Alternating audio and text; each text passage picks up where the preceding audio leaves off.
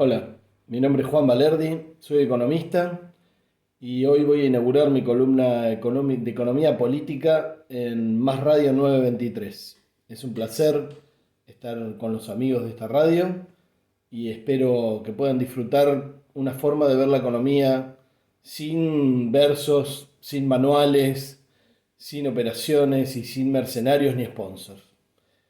Esta es una semana muy especial. El presidente inauguró las sesiones ordinarias el lunes en el Congreso y la vicepresidenta, expresidenta Cristina Kirchner, ayer jueves hizo un alegato que probablemente pase a la historia como un discurso o unas palabras que dejan muchas cosas claras. La economía está atravesada por estos dos discursos y en el medio, y hoy, hay muchísimas operaciones y economistas y periodistas mercenarios que están tergiversando todo lo que dijeron estas dos personas. No me autodefino ni como kirchnerista ni como cristinista, pero a mí, sinceramente, me da optimismo escuchar las cosas que dijo Cristina. Y espero que las cosas que dijo Alberto las lleve a la práctica. El endeudamiento de la Argentina con el FMI, no tengo ninguna duda que puede ir a juicio. Las personas que hicieron ese endeudamiento no tenían ninguna intención de ayudar a la Argentina o a la población de la Argentina. Tenían la clara intención de condicionar el país por décadas. Tanto los que nos dieron el préstamo desde el FMI empujados por Estados Unidos, que es quien lo maneja, ese organismo, desde que lo creó después de ganar la Segunda Guerra Mundial, como quienes lo tomaron desde la Argentina sabiendo que después se iban a ir a vivir al exterior o iban a tener la protección de quienes endeudaron a este país. Pero además ese préstamo, además de las intenciones que tenía y de que se fugó prácticamente en su totalidad rápidamente, ese préstamo no tenía ningún tipo de acuerdo legislativo o legal dentro de la Argentina. Fue hecho entre gallos y medianoche, no hay expedientes, no hay ningún tipo de explicación de cómo se iba a pagar. Supuestamente en el año 2022 íbamos a pagar 19 mil millones de dólares y en el 2023 lo mismo, lo cual es absolutamente imposible. Por eso no hubo ningún apoyo técnico para la toma de ese préstamo. Fue un aporte de campaña del FMI dado y empujado por Trump y por el poder de Estados Unidos, que quería un aliado local que entregara el país por la exportación de algunas toneladas de limones. No llegamos ni a país bananero, éramos un país limonero. Por suerte, ese aporte de campaña no fue suficiente para que el macrismo se quede 4 años más. Y la pandemia macrista duró 4 años solamente. Pero eso dejó profundas secuelas en la economía argentina. No solamente el endeudamiento, que nos va a acompañar por décadas, sino también una destrucción de la trama productiva y del salario real que todavía no se empieza a recuperar. El año de pandemia siguió destruyendo el salario real y ahora tenemos jubilaciones y salarios que están entre los más bajos de Latinoamérica en dólares. El dólar se disparó, las tarifas de servicios públicos explotaron. Ahora es importante e indispensable, y yo tengo un apoyo crítico a este gobierno para quienes hayan visto mis columnas, es indispensable que se rediscuta la forma en que se calculan las tarifas de servicios públicos y energía y no que solamente se las desdolarice. Porque si las desdolarizamos y las hacemos acompañar los salarios justo en el momento en que los salarios es indispensable que se recuperen, entonces les estamos dando a ganar de nuevo a esas empresas que han levantado con pala miles de millones de dólares. Las tarifas de servicio público se tienen que revisar viendo cuánto ganan, cuáles son sus costos y cuáles son sus inversiones. Y darle un margen de ganancia razonable y nada más. No puede ser que ganen lo que se les cante. Tuvieron 4 años de estar cebadas con el macrismo, ahora hay que desarmar ese esquema de saqueo. Lo mismo con las multinacionales. No puede ser que las multinacionales declaren y autodeclaren cuánto se llevan en la minería, cuánto se llevan en el agro y demás. El Estado tiene que controlar. Y esto es posible. No es que no existe la correlación de fuerzas, ni la tecnología, ni la capacidad administrativa. Es posible, pero hay que tomar la decisión política de confrontar con intereses fuertes e internacionales. Si no se hace, la población argentina lo va a sufrir, va a volver a equivocarse cuando vote y cuando se equivoque en la votación va a empeorar su situación, como hizo en el 2015. Yo tengo críticas para con este gobierno, pero no tengo ninguna duda de que si el macrismo se hubiera quedado 4 años más, tendríamos un país mucho peor, un país en el cual sobra la mitad de la población y cuyos gobernantes dirían arréglense, con darwinismo y con meritocracias falsos. El sistema educativo, el sistema de salud se están recuperando, el educativo va a tardar mucho más que lo que tardó el de salud, pero es el corazón de la recuperación de la Argentina. La economía argentina para recuperarse tiene que recuperar el salario real y para eso hay que contener los precios. Si los precios se manejan con pacto de caballero y listas de precios máximos, ya sabemos que eso no funciona. Hay que ir a fondo con las empresas formadoras de precios, especialmente de la canasta alimentaria y después del resto de la canasta básica.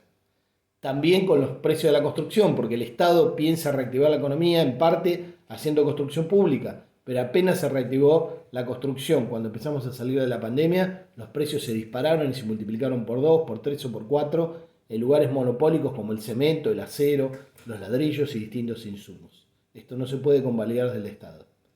La correlación de fuerzas cambia cuando la gente entiende hacia dónde va un país. Y para eso hay que diseñar un proyecto de país de mediano y largo plazo. El gobierno tiene que hacer esto discutiendo con los movimientos sociales, con el sindicalismo, con las distintas fuerzas políticas a las que les interesa un país viable, política, social y económicamente viable. Un país para los 44 millones de personas y con salarios dignos, jubilaciones dignas. No un país de la mitad vea que se le cae de migajas a los agroexportadores y la otra mitad sobra y arréglense. Esos no son los modelos que nos pueden sacar adelante. Los modelos que nos vendía el macrismo, el neoliberalismo y probablemente también el difunto Menem. Lo que tenemos que hacer es ganar en soberanía y poner de pie al país. Si esto implica tocar intereses fuertes, tenemos una gran ventaja. Las agroexportaciones de la Argentina implican que no nos pueden bloquear como bloquean a Venezuela, Cuba y a tantos otros países. Necesitan los forrajes que vendemos al mundo. Y por eso hacen tanto hincapié en quedarse con la hidrovía, la mal llamada hidrovía, para sacar por ahí la mitad de las proteínas vegetales que se exportan en el mundo. No solamente las de Argentina, sino las de Paraguay y las dibujadas de Paraguay, que en realidad son argentinas, y parte de las brasileras. Más el hierro que viene de Bolivia y que aprovecha Techín para hacer ese acero que después vende con sobreprecio en la construcción y con grandes ganancias. Entonces, para construir esa base política que le dé correlación de fuerzas al gobierno, la gente tiene que entender cada proyecto de país dónde lo deja, si lo deja en la banquina o si lo deja dentro con trabajo. Este gobierno tiene muchos errores y el kirchnerismo también tuvo errores, pero lo que está claro es a dónde apunta. Con esos errores lo prefiero toda la vida a un gobierno que se hace que tiene errores, como fue el de Macri, y en realidad nos llevaba a un país que sin errores era entregado. Era loteado y entregado. Entonces, por si a alguno le cabe duda de a dónde apunta mi columna de economía política, en esta primera columna queda claro. De acá en adelante, no siempre voy a estar dándole palmaditas al gobierno. También le voy a dar algunos golpes, pero porque eso ayuda al gobierno a corregir, si es que nos escuchan, a todos los que estamos tratando de no ser obsecuentes, ni tenemos sponsoreo, ni aspiración a algún cargo. La economía no es tan complicada como te la pintan los economistas. Eso es mentira. Los economistas que dicen que la economía es muy difícil de entender, te están empaquetando. Los economistas que dicen que la economía no tiene nada que ver con la política, que es otra cosa, que el Banco Central tiene que ser aséptico y que tiene que estar manejado técnicamente, te mienten. Es una herramienta del Estado para llevar adelante el desarrollo de un país. Y los países desarrollados actuales lo hicieron en su momento. Y ahora también lo están haciendo. Hacen emisión monetaria a lo loco, porque es la única forma de paliar esta pandemia y esta crisis económica que supera ampliamente a la pandemia. Pero claro, cuando un país no desarrollado o semidesarrollado como el nuestro también quiere hacer emisión monetaria y dice, no, ahí viene la suba del dólar, ahí viene la inflación. La inflación y los aumentos de precios de los empresarios monopólicos y oligopólicos tienen que ver con que los dejan subir los precios, no con que hay mucha plata en la calle. Cuando el macrismo no aumentó la base monetaria, no emitió por un año, la inflación fue 53%. ¿Qué pasó? ¿No era que era la maquinita la que hacía generar inflación? Entonces, hay que tomar conciencia de cuántos versos nos meten los economistas que se formaron en el exterior o los que están sponsoreados. Como el ex viceministro que dijo que si ahora vinieran a hacer un juicio y lo convocaron, digamos, como testigo, él diría que son todos inocentes. Porque en realidad las decisiones de gobierno y demás, las decisiones del dólar futuro fueron una apuesta para detener la suba del dólar en una corrida que había a fines del 2015 para ganar las elecciones, para que Macri ganara las elecciones. Como la misma corrida que hicieron el año pasado para torcerle el brazo a este gobierno y que entregara un montón de cosas. En parte lo lograron y en parte no. Eso se está viendo en estos días. Entonces, el dólar futuro, los que ganaron plata fueron los que devaluaron, el gobierno de Mauricio Macri y sus socios. Y en el caso del FMI, ellos también ganaron plata, comisiones y endeudaron el país y lo condicionaron en su política económica, social y monetaria por las próximas décadas. No podemos permitir que se salgan con las suyas porque van a volver, como hizo Sturzenegger, que estuvo en el 2001, que también vino un préstamo de 20 mil millones de dólares y se licuó, se evaporó cuando lo fugaron. Ahora hicieron lo mismo con 45 mil. El mismo Sturzenegger.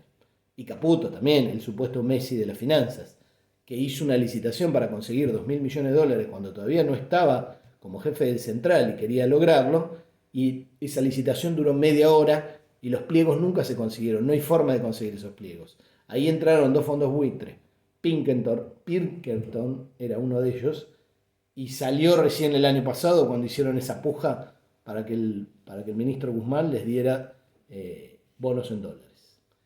Entonces, hay que tomar conciencia de los versos y de los esponsoreados, de los ex viceministros populares que ahora están dando conferencias para algunos de sus asesorados por $2.000 la conferencia.